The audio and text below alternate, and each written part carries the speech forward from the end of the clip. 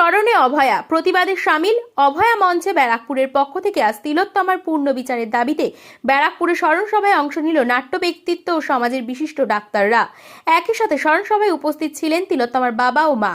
স্মরণ সভায় এসে তিলোত্তমার বাবা বলেন, আগামী সোমবার তৃতীয়বারের জন্য আমাদের মামলা হাইকোর্টে শুনানি হবে। তীর্থঙ্কর ঘোষের এজলাসে সে মামলা উঠবে। ৫৪খানা প্রশ্ন আমরা রেখেছিলাম। পানিহাটি পৌরসভার চেয়ারম্যান সোমনাথ দের প্রসঙ্গটা কি হাইকোর্টে উত্থাপন করবেন? তিনি বলেন, সোমনাথের ব্যাপারটা হাইকোর্টের কপিতে উল্লেখ করা হয়েছে আগেই। নির্মল ঘোষ, সোমনাথ দে, সন্দীপ মুখার্জি এই তিনজন মিলে এই ঘটনার সাথে যুক্ত। তারা আমার মেয়ের দেহ অতি দ্রুত জ্বালিয়ে দেওয়ার জন্য চেষ্টা করেছিল।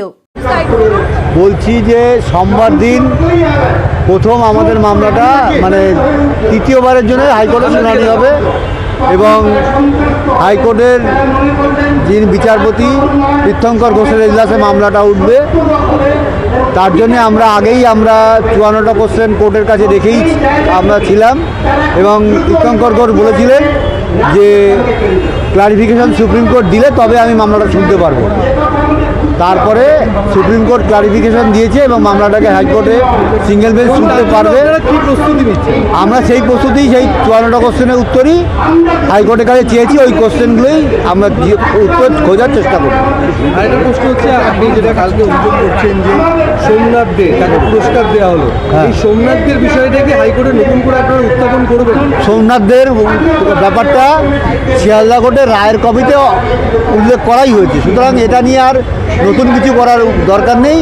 সিবিআই রায়ের কপিকে বারবার বলা হয়েছে, সিবিআই রায়ের কপি দেখবে।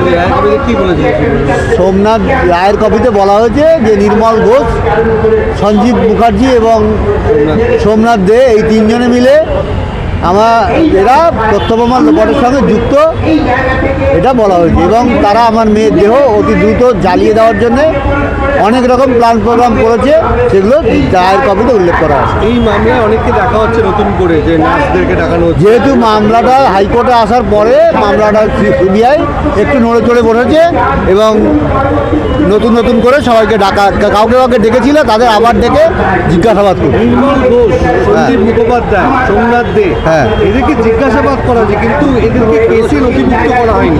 তার জন্য কি আপনারা আবেদন জানাবেন? না, আমরা সেরকম ধরনের আবেদন জানাবো না।